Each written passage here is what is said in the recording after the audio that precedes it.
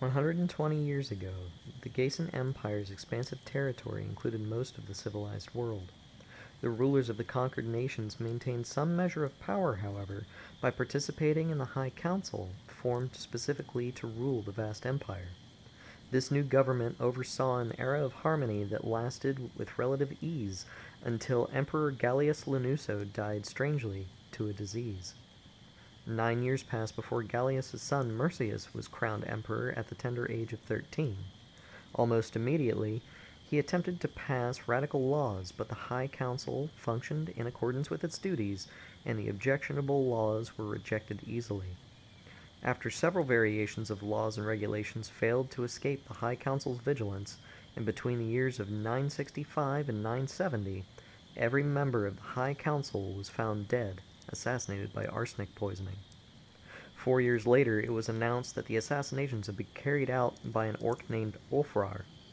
Maintaining this as evidence of the threat orcs posed to the well-being of the Empire, Emperor Mercius issued a decree officially exiling their kind to the wastelands.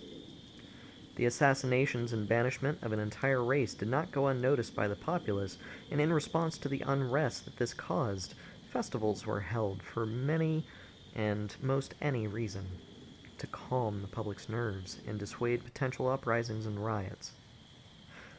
The people of the empire seemed sated for a time. Only a year after the exile of the orcs, however, Emperor Mercius issued a decree, one that was actually drafted by his father before him. All intoxicating substances were banned, and the use of magic outside of established guilds was prohibited.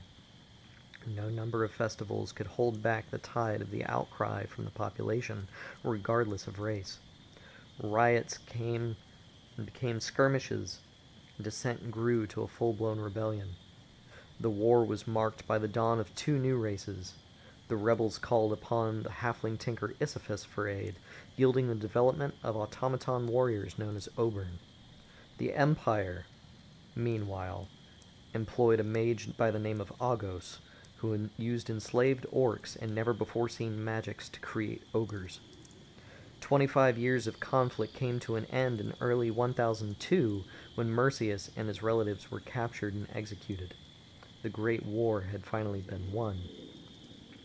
Many groups migrated to new lands, seeking surroundings unspoiled by the ravages of war. Gason, by and large, however, chose to stay in the remnants of the old empire, crowning a new emperor, a man named Levok. Emperor Levok saw to a peaceful reconstruction of the realm and stabilized the remnants of the once thriving economy. His reign came to an end in the spring of 1014 when a rogue faction still loyal to the ideals of Mercius publicly executed him.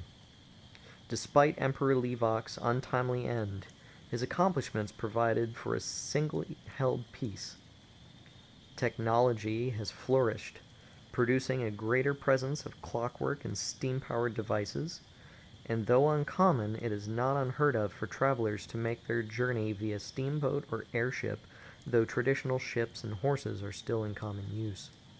The Great War was not so many generations ago that the world has rid itself yet of the underlying tensions and prejudices it caused, but those memories fade further as the years pass, and it becomes harder to imagine what could possibly disrupt the peace that many have come to know.